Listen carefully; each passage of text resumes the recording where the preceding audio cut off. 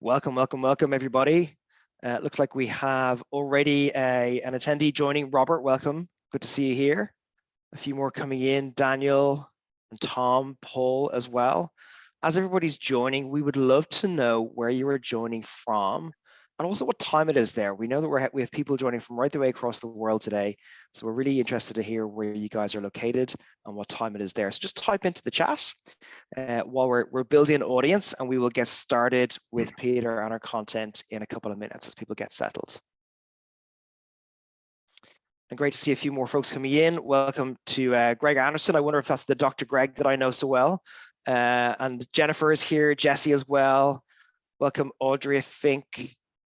So where is everybody? So 6 p.m. in Boston for you, Peter. And then Paul is in the DC metro area, also 6 p.m. Eastern. Jim is in Texas. Welcome, Jim. 5 p.m. Yes, it is you, Greg. Nice to see you too. And Mr. Daryl Sprider as well. This is like a Salesforce alumni gathering. So good to see you as well. They're in San Francisco. Jennifer's in Chicago.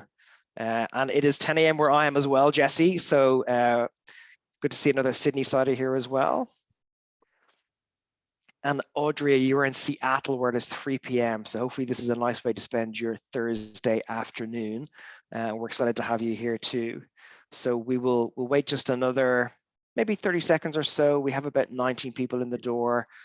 We know we have a few more registrations. So I know myself that quite often every time I click on a Zoom link, Zoom wants to install something and I have to re-register and I have to go and dig up my password. So I know it can take everybody a little bit of time to get in. If you have just joined us as well, I see Jesse's in there multiple times, but if you've joined, we're excited to learn where you're based right now and what time it is where you are. And it does look like we have a lot of folks joining from the United States. So Alicia is also in the US, Seattle, 3 p.m. over there. Hopefully it's not raining for you in Seattle. And Jesse, you are in Sacramento, the capital of California. So that's great. Greg, yes, absolutely, Eastern time.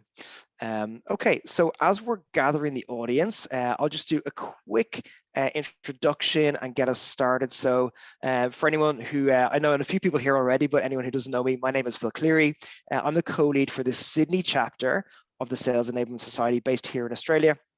I've been an enablement practitioner for almost 15 years. 2008 is when I put on my apron, and I'm proud to be a founding member of the Sales Enablement Society too. It's so great to have so many Sales Enablement Society members joining us and friends from right the way across the world, as we can see lots of different time zones, for this incredibly anticipated session with Peter Ostrow from Forrester Research. So those of you that have seen Peter speak before, you know what a treat we're in store for. And if you attended the Sales Enablement Society experience earlier this year, you may have heard Peter's keynote address already, and it was so good you come back for even more.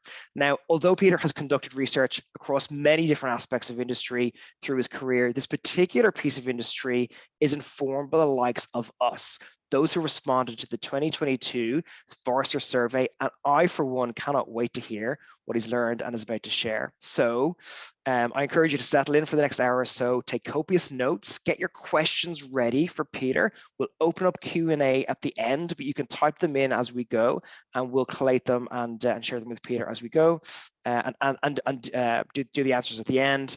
But without further ado, please join me in welcoming Mr. Peter Ostrow, VP of Research Director at Sales Enablement Strategies at Forrester. Peter, it's over to you. Thank you, Phil. The bat signal. If ever we needed proof that a picture is worth 1,000 words, just think of the bat signal. This symbol means so many things to so many different types of people. If you're a beleaguered citizen of Gotham City, it might mean hope.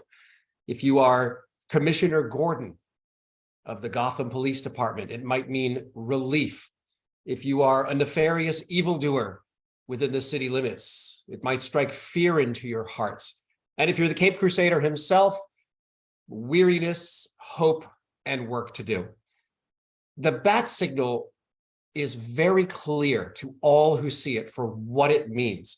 And our discussion today is, in fact, about signals. It's about how enablement professionals who support salespeople and other customer-facing roles need to figure out how am I collecting, interpreting, and acting on my own signals, on the pictures that might mean 1,000 words for me and for my cohorts and for my colleagues.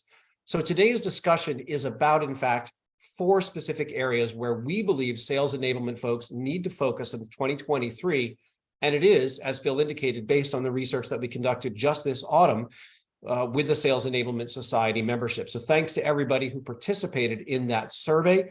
We literally did our own research. And this presentation encore is from Atlanta in late September, where we debuted these findings for the first time publicly to, in fact, the audience there in our annual conference. So we have 4 main topics that we're going to talk about today in terms of signals, and they are not rhetorical questions. First of all, are your reps competent? Do they have all of the appropriate tools in their superhero crime-fighting belt to go into the field of action, to speak with their buyers and customers and prospects and be great at their jobs? Are your reps productive? Do they spend their time the way you want them spending their time, on core selling activities in front of their buyers and customers? Are your reps engaged? Is their head in the right place to do their job? Are they feeling good about themselves, the company, the products, or are they a little bit like this dude here, whose headspace probably is not conducive to happy thoughts and happy engagements with customers and buyers? And then finally, are your reps content supported? Do they have the assets that they need when they need them in order to make those interactions with their buyers as effective as possible?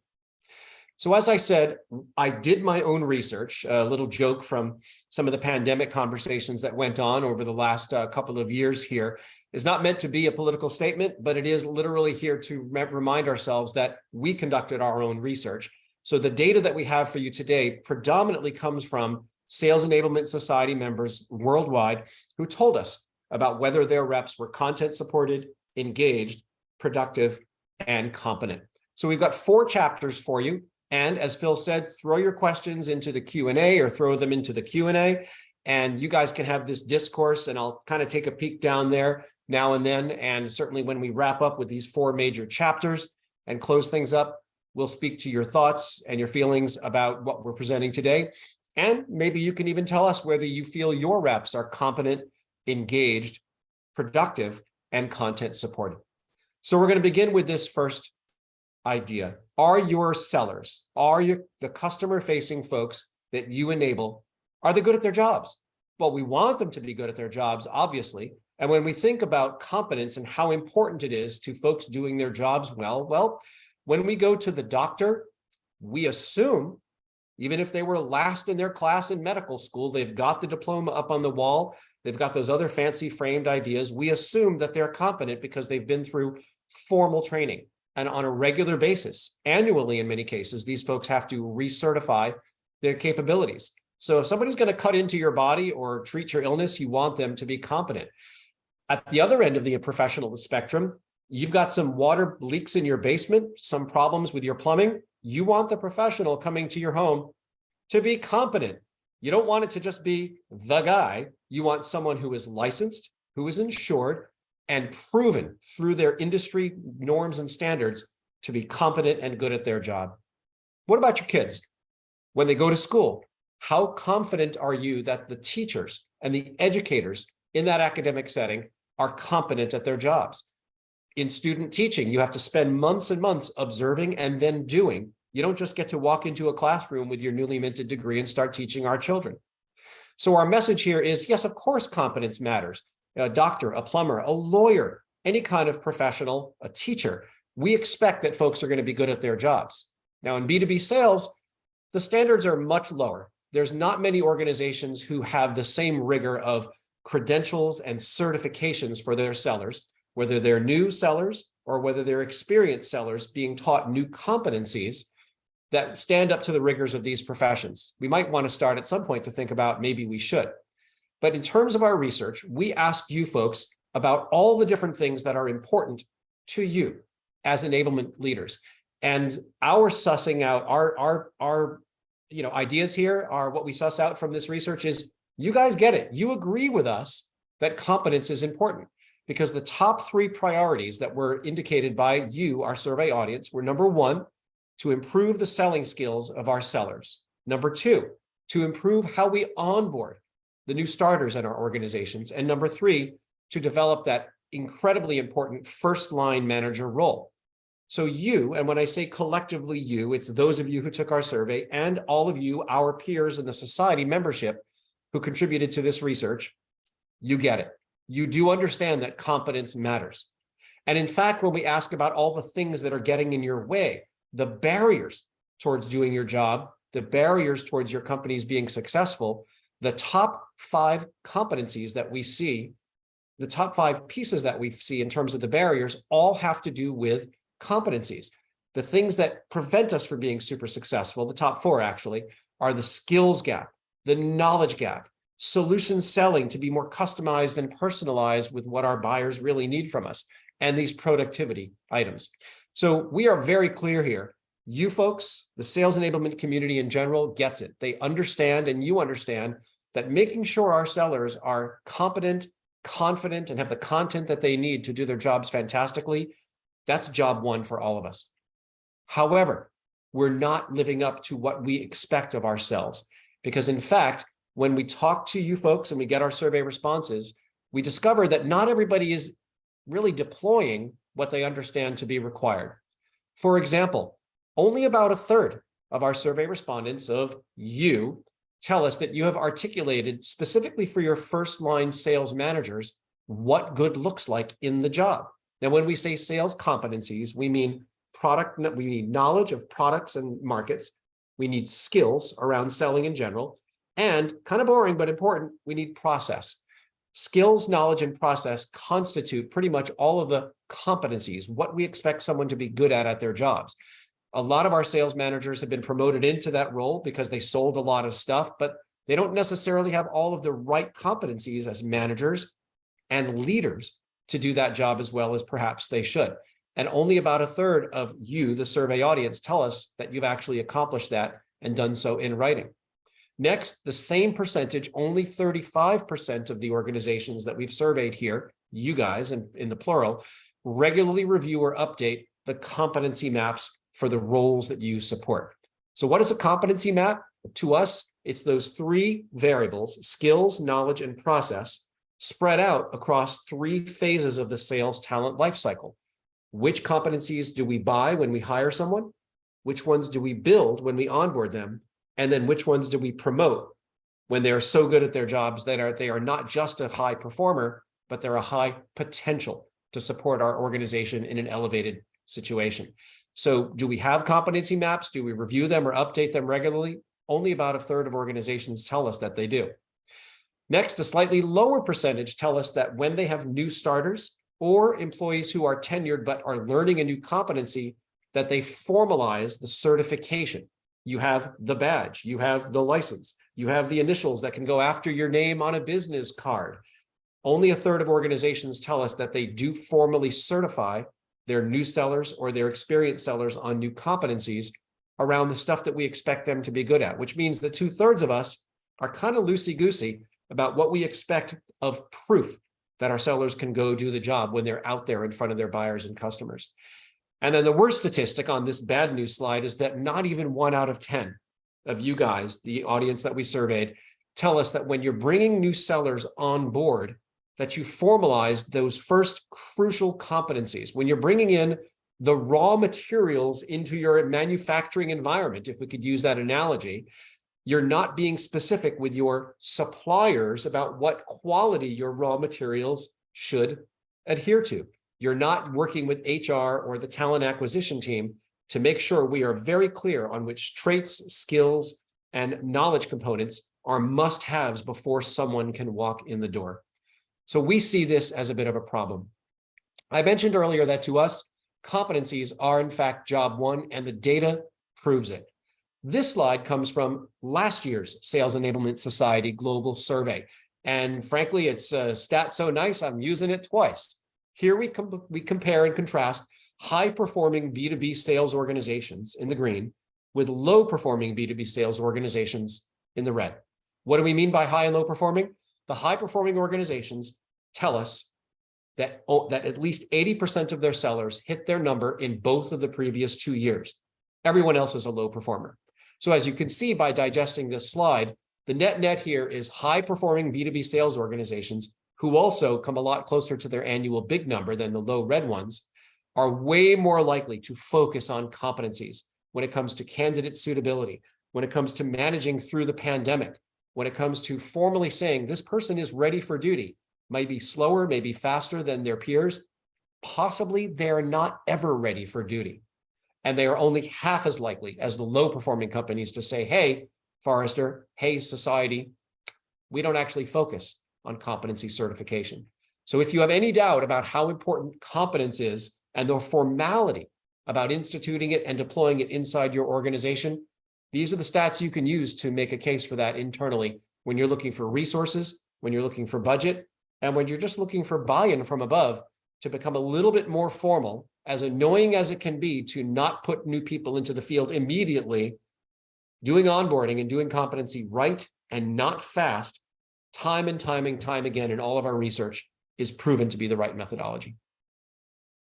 So that's our piece about competencies. If you want to gather your own signals from your sales organization, much as we've gathered signals from you, it's not that hard to do it.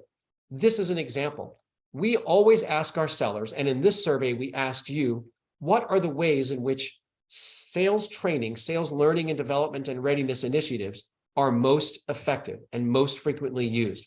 And this is the reflection of what you folks told us. You've got self-paced at the top, you've got podcasts at the bottom, and you can see all the data and the points in between those extremes.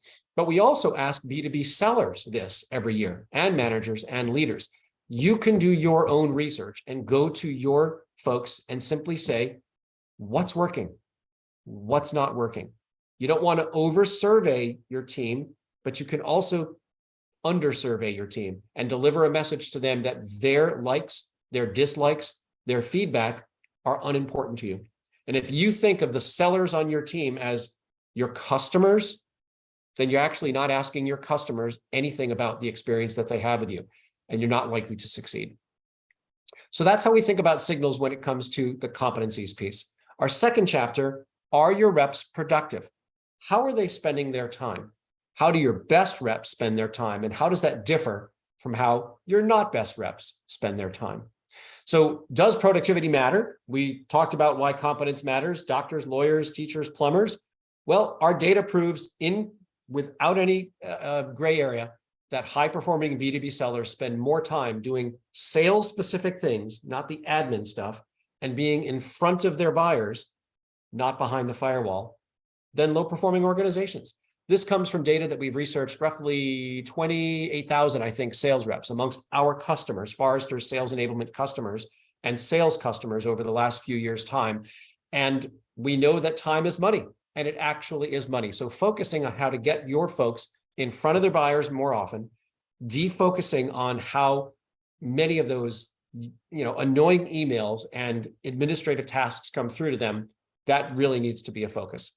And in fact, when we ask you folks, a little bit more than half of you say yes, one of the top barriers towards productivity for my organization is that our reps spend time doing things that we really wish we wouldn't be paying them to do.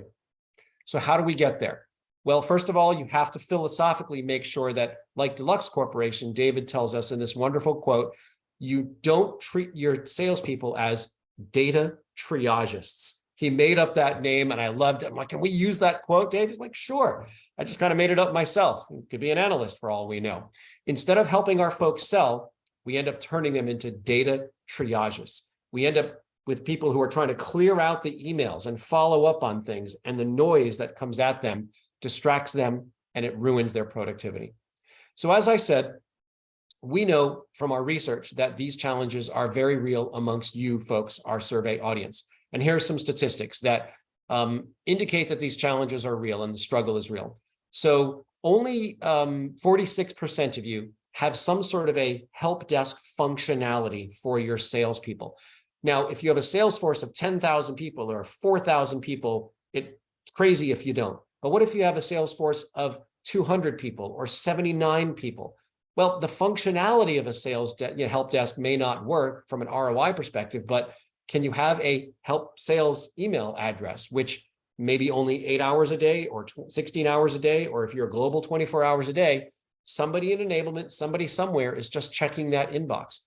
You don't have to have a formal desk that's staffed 24/7 by multiple folks. But if we're thinking about the sellers as our customers, and they have frequently asked questions, or they have needs to get stuff done fast and not be unproductive with their time, and we are the folks who have those answers or know where those resources are, isn't it crazy to not offer that capability to them? Next, a slightly lower percentage of you folks, only 35%, tell us from a productivity standpoint that when it comes to personalizing the things that they provide to their buyers, all of those assets, only about a third of you say we have the systems and technology and processes in place to make this very easy for our sellers, which means 65% of you are kind of making it hard for your sellers to quickly and effectively customize and personalize content for your buyers. Tisk tisk, we need to improve that. 34% of you tell us that you have ready access to the insights that you need to be a highly effective data-driven sales enablement team. So 66% of you don't have the information you need to do your job very well, which means the productivity of the team is suffering because your own insights into their productivity is lacking. But wait, the news gets even worse, my friends. Only 22% of you are conducting an activity study or a time and motion study, asking folks, where and how do you spend your time? And aggregating those results, which you're going to see from our 28,000 reps that we've surveyed in a moment, into findings that help you make better decisions about how to enable. 20% of you have automated your ability to recommend content to sellers based on the changing attributes of a deal. And the last place moniker is this comes from our content portion of that survey. And when we ask sellers about all the different ways, and we ask you folks about all the different ways in which content can be effectively actioned in your organization, this came in last place. So you're, again, hurting the productivity of your sellers by not automating the capability as deals change to suggest new assets or new motions or even new learning exercises. I bet most of you have already purchased the technology that allows you to do this, but most of you, I can almost guarantee, are not getting everything you possibly could out of that technology. Maybe you're starting to use some of the artificial intelligence capabilities and sales content solutions, but are you using the machine learning capabilities that help you and the organization get smarter over time and knowing which assets work and which ones don't? And only 16% of you, our audience, tell us that minimizing the non-selling time by limiting, streamlining all the noise that comes at sellers is a priority for you. That means only 1/8 of you folks are working on this aggressively. To me, that's just not acceptable. And we know that productivity remains an ongoing problem. So how do we know this? We said that only 22% of you are conducting these time and motion studies. That number is only 15% for managers. What does the time and motion study or sales activity study look like, and how do we execute on it? Well, we do it for our customers, as I've indicated before, and we've done 28,000 or so, I think I might be up to 30 at this point, B2B sellers. And we suss out statistics such as this. On average, we know B2B sellers average spending about 1.84 hours per week on internal communications and emails, not external buyer-facing, internal stuff. So by itself, this statistic is like, that's not so great, right? But wait, it gets worse. When we compare 1.84 with all of these other averages as to how B2B sellers spend their time, I'm a B2B seller, I'm spending more time dealing with internal, you know what, than I am on researching the product or solution, on building relationships, on networking, on the training and development for my products and my offerings. We have a problem here. We have a disconnect.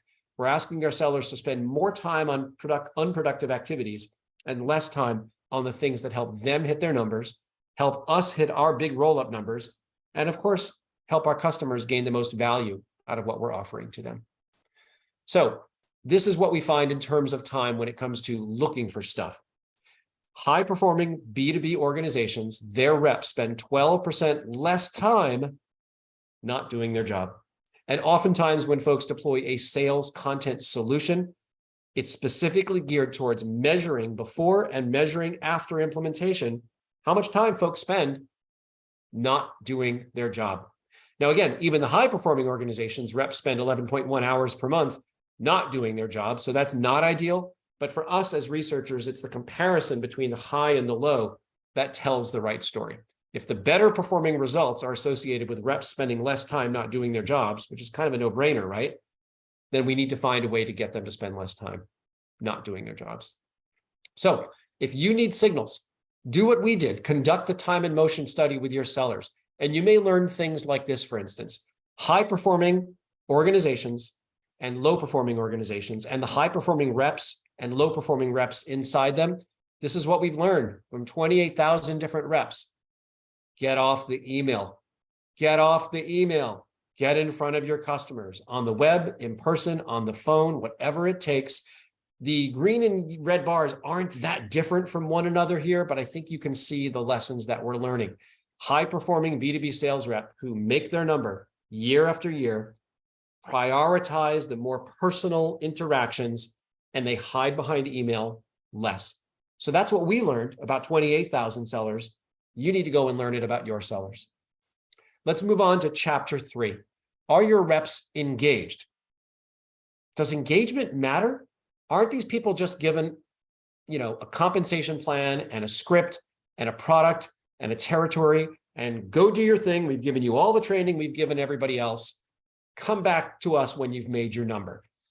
That's great if you're managing B2B sales reps in 1997. Times, however, have changed. And we know that engagement does matter. Just like the individual who decided not to move the snow when they painted this line on the highway, we know, and McKinsey tells us, that companies with healthy cultures that include engaged employees have dramatically higher total returns to their stakeholders than companies that don't. And we equate engagement and healthy culture because all of the studies out there that Forrester does, as well as plenty of other organizations, talk about the health of corporate cultures. Now, I, like some of you, and I see some questions coming in, keep them coming, guys, sold at a time, 1997, let's call it again, when healthy corporate cultures were not a priority, when employees did not choose their employers and choose to remain with their employers or choose to leave their employers based on the stance that the company took on social issues, on diversity, equity, inclusion, and belonging. They did not worry about whether the company would provide them with professional development outside of their job at hand. Well, today they do. But today, salespeople also do. It's the last holdout within B2B organizations because the idea that they just go do their job and they'll come back if they make their number stubbornly hung on a lot longer than for all other personas inside B2B organizations. But here's what we know. When we ask individual contributors in a wide variety of roles to tell us whether they agree with these statements or not, I feel fatigued when I think about another day facing my job. I feel less and less engaged at work. I feel frustrated at work, like that Batman with the rain coming down, whose headspace was pretty bad. We see some pretty dramatic numbers, and this is post-pandemic, by the way. But when we look at the sellers, they're even in a worse space. Why? Not going to venture a guess as to why, but B2B salespeople consistently have more issues with their own sense of wellness, which directly impacts their ability to produce for us and our customers than employees at large. So paying attention to this is well worth it for B2B sales leaders and the enablement teams that support them. In terms of you folks, how are you doing with employee engagement? We sort of have some good, medium, and not so good results to report about how you folks are doing. The good news, the green happy face. 65% of you provide a structured culture of ongoing learning and development specific to the roles that you enable. So that's really good. And when we talked about the barriers and the speed bumps earlier, actually only 28% of them told us that excessive turnover was a major inhibitor to the success of your organization. So we're feeling pretty good about that. In the mid-range, only about half of you folks consider yourselves as a sales enablement organization's leaders in establishing developmental pathways for your sales team members. And we understand that a lot of times salespeople are still considered, coin-operated instruments of our own success. But as organizations have shifted from sales inflictment to sales enablement, more and more folks are getting it. And only about half of you folks at this point are measuring sales employee retention engagement. as a reflection on whether you're doing your job well or not. Hey, look, we know it costs about $200,000 US to replace a really good or great B2B sales rep, right? 3 months to hire, 6 months to onboard, get them working in their territory. It's a lot of money at stake. And if sales employee retention and engagement can be measured and monitored to see how enablement can improve those stats, it's well worth the money. But where you folks are not doing particularly well is, again, on this competency map piece. The minority of you are doing that, and only 31% of you have said, basically, we care enough about our internal customers to set up a formal mechanism to listen to them. A sales advisory council costs you nothing. Listening to people costs you nothing, but it delivers such a powerful message to your constituents and your stakeholders, and even the external buyers out there, the customers of your customers, that it can go a long way towards creating better sales employee engagement. So if you need signals, talk to your customers, your internal customers. We know that culture matters at all levels of sales organizations. At the individual contributor level, the millennials, who are now almost the majority component of the white-collar workforce, are far more likely than their older counterparts to tell us that diversity, equity, inclusion, and belonging training is helpful to them professionally, makes them feel better about the company they work for. At the manager level, your strongest B2B sales managers are 25% more likely to tell us than low-performing B2B sales managers that the wellness amongst their sellers is worth paying attention to. And then finally, at the leadership level, we are so glad to report that finally, more than half of B2B sales leaders say yes, having a culture of continuous learning development, not there's a bunch of coin-operated monkeys who just parts of my spreadsheet, is important to their own personal success, the company's success, and the success of our external buyers and customers. It's wonderful to see that. Finally, are your reps content supported? Do they have the information that they need in front of them at the right moment in time to make every buyer interaction a wonderful one? Let's find out.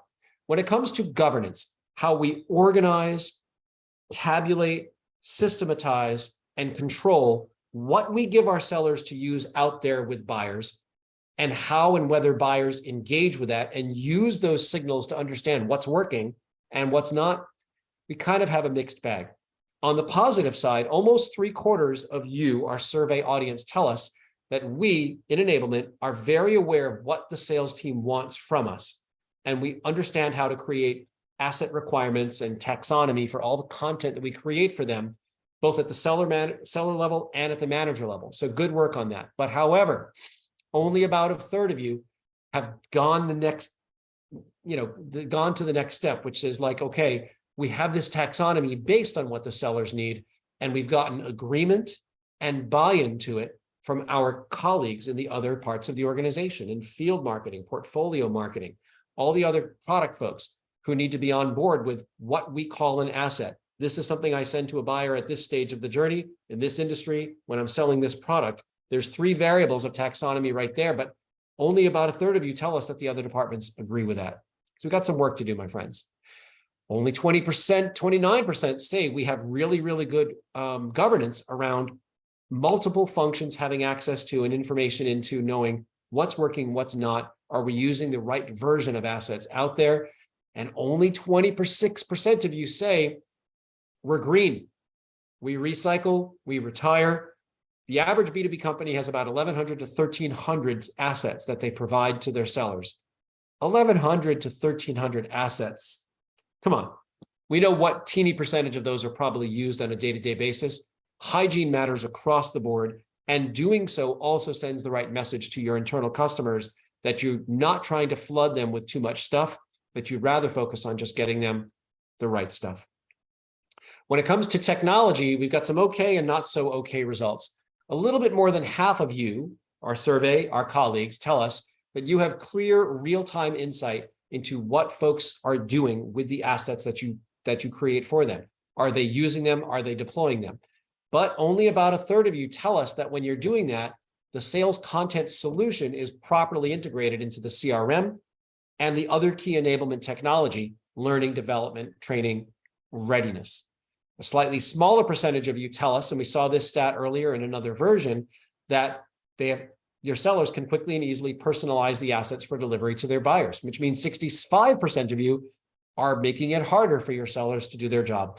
And only 1 out of 5 have automated through technology the ability, as deals change, to send new suggestions to your buyers. Hey, this has become no longer an individual, but a group purchase. Or this was something that we classified as a financial services, but it's really an investment banking or a high-tech opportunity. Or just had a great meeting with this buyer and I'm changing it from 25 to 55% likely to close. As the deal changes, recommending new content, new assets, new learning opportunities to your sellers is what we refer to as real-time activity-based sales enablement. 80% of you are not doing that. This is activity-based sales enablement. Think of a scenario. I, as a seller, just had a great meeting with my buyer and I update my CRM opportunity. That's a trigger event. Or my boss goes and changes something in the CRM. That's a trigger event. Or my buyer opens up something that I sent to them. That's a trigger event. A trigger event is just any kind of change with ones and zeros in the electronic digital record of my deal. In an ideal world, when those keystrokes happen, the systems and the process that enablement is deploying, that those systems support, make suggestions to me, the seller. Hey, Peter, you just had a great meeting. You changed it from 25 to 55 likely to close. Or you just changed the industry, or you changed the product. Well, here are some assets that we suggest sending to the buyer that now fit the changed needs of your opportunity. And here are also some assets that we believe you, as a seller, should adopt, should consider, should take a quick little break and do a little bit of learning so that your skills are properly matched to this opportunity. This is the artificial intelligence piece of the technologies most of you have probably bought. Those are the technologies that are sales content solutions, where we can automate our best guesses as to what will help the seller in the moment. Guesswork is okay. Automating it is okay. But as your sellers start to send or not send, open or not open, what you have suggested to them, you can start to collect data on their behavior and on your external buyers and customers' behavior. Do they open? Do they stay on top of it? Do they forward it? Do they ignore it? And all of that data from your sellers and from your buyers helps you get smarter over time by understanding not just what do we think is going to work, but what is working. Which assets, which pieces of content, which PDFs, which URLs, which brochures, which PowerPoints were associated with deals that were won, deals that were profitable, sellers that are our best performers, deals that we lost, sellers that are our worst performers. It gives you the opportunity to retire the bad, to reinvent the new, and to consistently up-level your game when it comes to creating assets that are going to help your sellers out in the field. So we kind of jokingly refer to this as the fidget spinner of sales enablement. It essentially says, these are the best practices for an enablement organization. The technology to automate and scale this, frankly, most of you have already spent the money and are spending the money monthly per seat per rep to do this, but you're not always leveraging this left side of the fidget spinner visual there. Most folks are kind of stuck over here where they're automating their guesswork, and it might be educated guesses, but wouldn't it be better to know than to assume? If you need signals, you need to start understanding what's going on out in the field in your organization, much as we have done here. For example, we've learned that when an asset is deployed is incredibly relevant to how effective it is. For instance, we think about the buyer's journey pre-signature as 3 phases: discover, evaluate, commit. That's Forrester's terminology. So when we look at random assets from our research, we discover, for instance, that in the early stages of the buyer's journey, things like sales methodology checklists and targeted e-learning are much more utilized by sellers as internal empowerment assets and learning assets than they are later in the buyer's journey. But take a look at something like demo flow guides or video examples. Those peak in the middle of the buyer's journey at the evaluate phase, and they go back down at commit. What about something like scripts, which I'm not usually a big fan of scripts, and overall, they're pretty low on the overall utilization and appreciation by sellers, but for some reason they pop up much more popular at the final stages of the buyer's journey. We figure this is because sellers are this close to a deal. They don't want it to slip away. So they're going to make sure that they know what to say to make sure they don't lose that deal. If you're not doing this kind of research with your sales team, and you don't need the power of a Forrester to do it, although we can help you do it, you can just ask people. And the more people you ask, the more that data becomes real. It becomes much more objective and less subjective. And you start to get quant on top of the qual, and you can actually find out what's working in your organization. One step deeper, we actually do the typical analyst 2x2 when we create a grid with 2 variables. What is the impact, we ask sellers, of the assets that you're being used, that you're being served up, and then how often are you using them? And when we throw this stuff onto a 2x2, we then plot out all of the different assets that are used to help sellers internally behind the scenes. These are the ones that are high in impact, but they're not utilized very often. Those are the ones that we need to really refine because they've got a lot of potential out there. These are the ones that are both highly impactful according to our sellers, and they use them a lot. So these are the ones that we need to consistently refresh to make sure that they're there in front of them. These are the ones that are kind of high in utilization, but they're sort of low in impact, to be honest. So we may want to reconsider whether these assets are the ones that we continue using. And when we get to the low utilization and low impact, folks, these are the ones that should just be retired. In American baseball, if you fail only 2/3 of the time when you go up to the plate, you're in the Hall of Fame. You're fantastic. You're one of the best of all time. Failing 2/3 of the time is great for those guys because most of them fail more than 67% of the time. As sales enablers, as business people, we can learn from our mistakes. We should try to fail and learn from our mistakes. Not every asset you produce for sellers to learn, for sellers to share with buyers is going to be knocked out of the park. Plenty of them are not going to be doing well. And you need to take this type of due diligence and do the same thing we've done with your organization. So we've talked about signals. We've talked about content, engagement, productivity, and competence. And we've tried to give you an opportunity to understand what are the ways in which you can garner some of those signals for your organization. Ultimately, the first place to start is to think about your best sellers. Look at them, study them, observe them, ask them, and find out what do your best sellers know that your not best sellers don't? What do your best sellers show to their buyers and customers? What do your best sellers do, process and methodology wise? And what do your best sellers say when they're on the phone, on the web, in person? And the sales technology stack that's enablement centric, and most of you have probably invested in most of these tools, can get you all of these answers. This fun little grid here is how you can utilize the content, readiness, CRM, conversation intelligence, and engagement tools that most companies have in their stack already to figure out what do my best sellers know, what do they show, what do they do, and what do they say. To us, that's the best way to gather the signals in your organization. We've tried to share with you the signals that work in the market at large based on your input. And some of our research also came from our surveys of reps, managers, and leaders. Customize your research to your team members. It's not that hard. You already probably have the technology and process to collect this information. And we suggest that you start doing it as soon as 2023 starts. So what's next? Where do we go from here? First of all, our research into you guys, the Sales Enablement Society membership, introduced us to some winners and some losers and some, well, let's see where things go.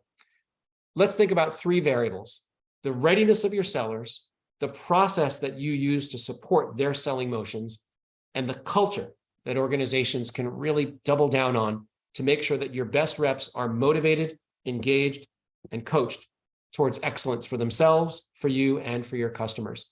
What we've learned is you folks are doing quite well when it comes to the skills development piece, to the fact that for every single new launch, we're giving our folks training and development, and that this idea of a structured or culture where we have ongoing learning and development, these are where you guys are doing pretty well. Where you're not doing very well is you're kind of confirming what we believe to be worst practices, which is to emphasize too much social selling. It's not a methodology. You are understanding that gamification as a methodology of learning best practices is just not out there. It's not working. We see it over and over again. You're helping us confirm that metrics such as time to first sale don't work from a process perspective. Where you're not doing well, again, is on the competency mapping piece. And we went over why that's so important. Things to double click on in the future that our research shows real promise is this idea of ready for duty when a new starter is in your organization or when somebody who's a tenured professional is introduced to a new competency. The sales activity study and sales advisory councils that I mentioned, our research promotes and reveals that high-performing companies pivot more towards these things. And then one final idea, which is to consider when you compensate your sellers, not only about what they sell, but who they are as a person. We're starting to see research that confirms that even if it's a very small smidgen of a seller's variable annual bonus, that telling them we are giving you money based on commissions and kickers and overrides for what you sell, but there's also a little bit of money that's associated with what we think of what you've done as a member of our community. Nothing can be a stronger way to build the culture, the engagement, and frankly, the sense of teamwork that organizations need in order to thrive and compete during whatever economic headwinds all of us are going to be facing next year. So when we remove all this stuff away and we want to come away with one key lesson for enablement professionals, there is no wiser sage in the Batman universe than Alfred. And Alfred simply said to Master Bruce, why do we fall? So we can learn to pick ourselves up. It's okay to fall. It's okay to fail. It's okay to try some enablement initiatives that don't work. Eventually, those failures will turn into some initiatives that do. And our research consistently shows that organizations that continue to ideate new ways to enable their sellers and to demonstrate ROI to those above them in the organization tend to remain steady and secure during tough times and thrive during all other times. So we hope that this opportunity to look at how signals are being leveraged for better or not so much by you folks in our audience has been helpful for you folks today. And on behalf of Forrester Research, I want to thank you, Phil and Georgia and the Society for the opportunity to represent the keynote speech from Atlanta to our friends. Thank you.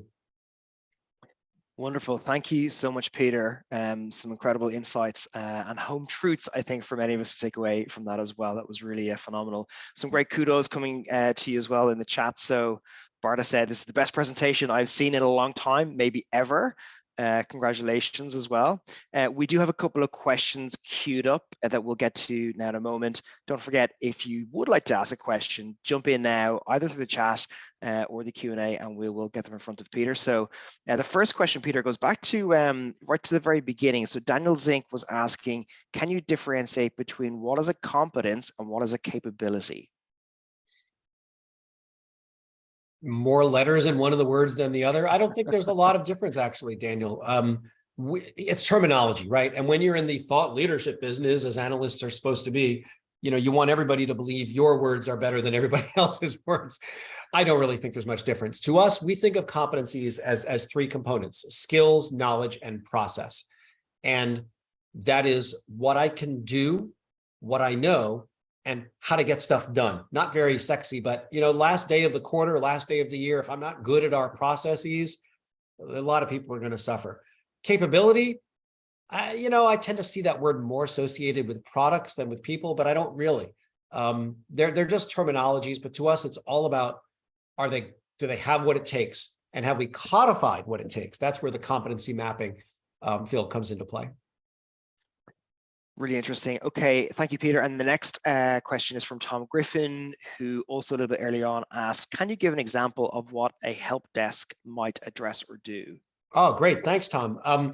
Yeah, I mean, we all encounter help desks and chat bots and customer service folks in our lives, right?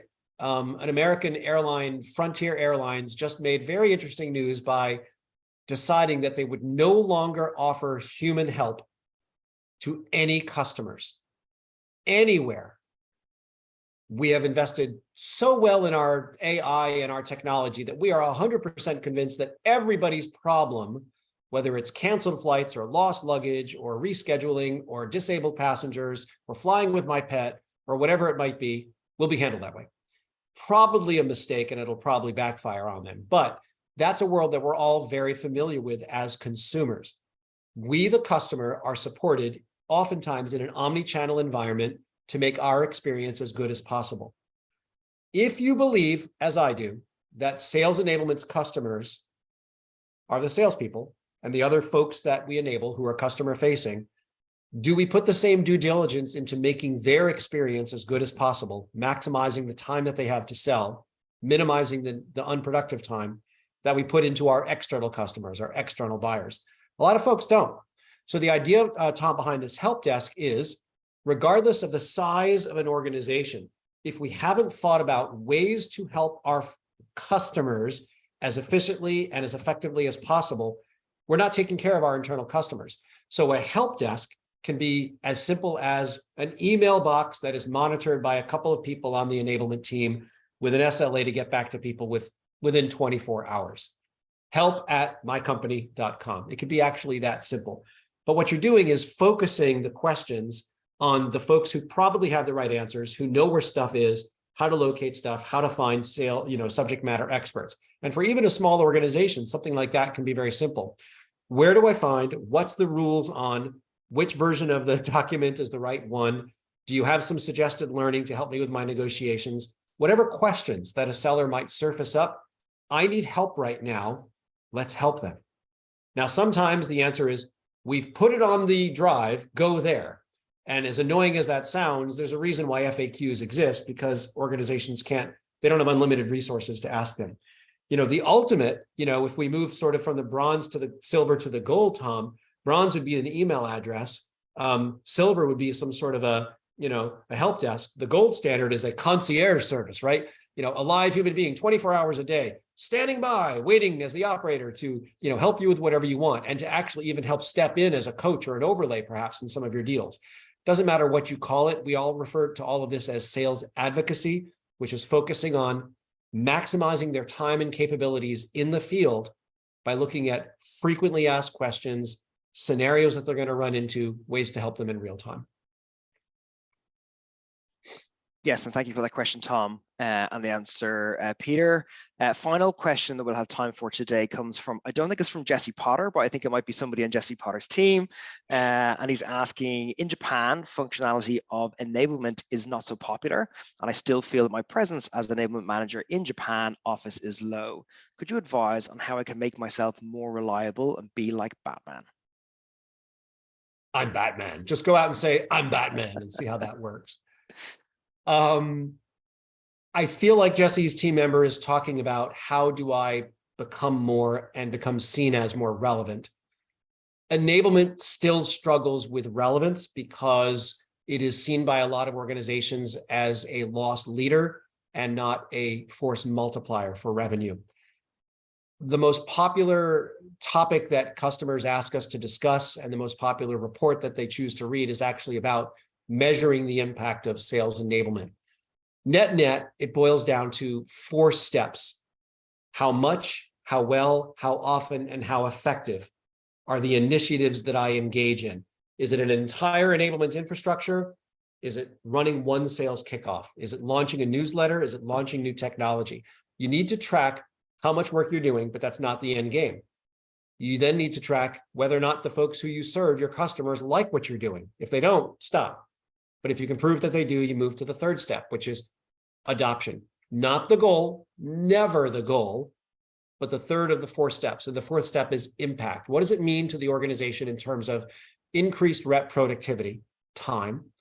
What does it mean to the organization in terms of changed rep behavior that our C-suite is looking for? And if we can show that our initiatives changed rep behavior, gave them more productive selling time, it's hard to be seen as less relevant. Really powerful. Thank you, Peter. And then one last very quick question from Bart Foreman, which is, how do salespeople overcome the challenge when buyers out there do not respond to emails, taking my phone calls, etc.? I see this as a huge challenge, says Bart. My view on this is really all about what Peter is doing for us today, is bringing insights to your customers and really spruiking their interest. But what do you think, Peter? Yeah, I mean, so this starts to move away from my own area of expertise, just, full disclosure there. If folks aren't answering you, then it's either the wrong folks or the wrong message or the wrong strategy. And an individual performer can only control some of that stuff. So a lot of these problems start to bubble up upstairs. So it's the kind of question that big consulting organizations might come in to ask. In enablement, we really focus on the capabilities of the human being and making sure that folks are really, really good at their jobs. Other folks are going to be responsible for whether that messaging is known to be effective or not, or whether the target is the right person to buy or not, or whether that product is the right person, the right product or not. So it kind of depends on where in the solar system. For me, the sales rep is the sun, and everything else are the other planets rotating around it. But I feel like that's too big a nut to crack in a Q&A on a Zoom meeting. Good effort, nonetheless. Thank you, Peter. Okay, and at this moment, we'll just bring in Georgia Watson. Georgia, for anyone who doesn't know her, looks after all of the chapters here in the Sales Enablement Society. Is based down here in Australia now. And Georgia, can you jump in here and give us some insight into how we can get involved in the chapters? Yeah, certainly. First of all, though, I have to say I'm just always floored by the talent and the insights that we have in our global sales enablement community. So thank you, Peter, for the presentation and all the great questions. I think there's so much goodness that comes out when we get together as a community and we share what we know so we can learn together. So as Phil mentioned, I work as a co-chapter lead. I do this together with Stephanie Zaribin, and we want to help make sure that we are really maximizing the learning that you can tap. So we do have chapters across the globe. Excuse me. We have 59 active chapters in Sales Enablement Society. And the other thing that's a real mission for us is we want to make sure we're bringing more activities in different time zones so that people all over the world can join, as you can see from this example. So chapters, they are out there. It's a great way to connect with other enablers and learn. There's a few different ways you can identify your chapter, and I'm going to put a few links in the chat shortly so you can find out what your local chapter is through the SES website. There's a way you can search based on location. You can reach out to the chapter leader or log in and then see what activities they have happening. If you can't find your local chapter there, or you're interested in starting one, please reach out to myself or Stephanie, and I look forward to hearing from you soon and continuing the learning through the chapters. Thanks, Phil. Fabulous. Thank you, Georgia. And thank you again, Peter. How amazing was that? Huge value. And like I mentioned before, some really stark insights and home truths for all of us. I would really encourage everybody here today to go and share all your new inspirations and implement your new ideas with your teams and programs across your organizations. But also, as Georgia said, just get involved with your local chapter, share your expertise, learn from others, and share your experience with everybody else. Become a mentor or find yourself a mentor to really help you with your career in sales enablement. So with that, happy holidays to all. And while you spend your time with family and friends, make sure you're pondering, are your reps competent? Are they productive? Are they engaged? And are they content supported as well? Now, I know many of you are asking about a recording. We are recording today. It will be distributed through the usual channels. Keep an eye on the Sales Enablement Society website most primarily for that as well. And with that, we'll sign off. Thank you all for showing up today. Thank you again, Peter. So phenomenal to have you recreate the magic for us once more. Thank you, Joanna, for hosting. Thank you, Georgia, for representing the chapters. And we'll see you all again soon. Take care.